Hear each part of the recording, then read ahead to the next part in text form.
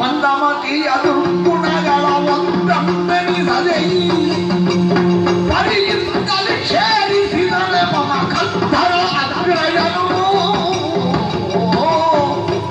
ಸೇರಿಸಿದರೆ ಮಮ ಕತ್ತಲ ಅಗ್ರಯನು. ಏನ್ ಮಾಡಲಿ ನಾನು? ಕಾಲ ಬೆಂಬೀರಿ ಹೋಗುತ್ತಾ ಇದೆ. ದಿಬ್ಬಣ ನಮ್ಮೂರಿಗೆ ಬಂದಿದೆ. ಮದುವೆಗೆ ದಿನ ಒಂದು ಮಾತ್ರ ಉಳಿದಂತು. ಬೆಳಗಾದ್ರೆ ಆ ಇಕ್ಕೊಂತಹ ಮಂಗಲಕ್ಕೆ ನನ್ನ ಕೊರಳನ್ನು ನಾನು ಇಯಬೇಕಾಗ್ತದೆ.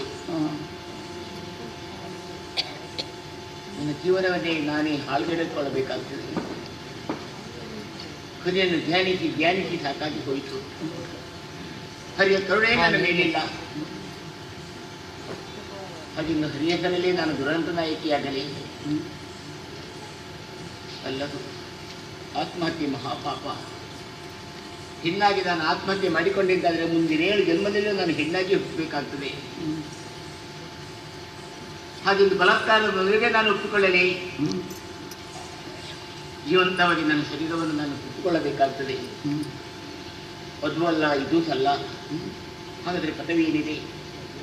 ಅಮ್ಮನಲ್ಲಿ ಹೇಳಿದರೆ ಕೈ ಕೇಳಿದ್ದಾರೆ, ಅಪ್ಪನಲ್ಲಿ ಹೇಳಿದರೆ ಯಾವ ರೀತಿ ಸಮಾಧಾನವೂ ನನ್ನ ಪಾಲಿಗಿಲ್ಲ.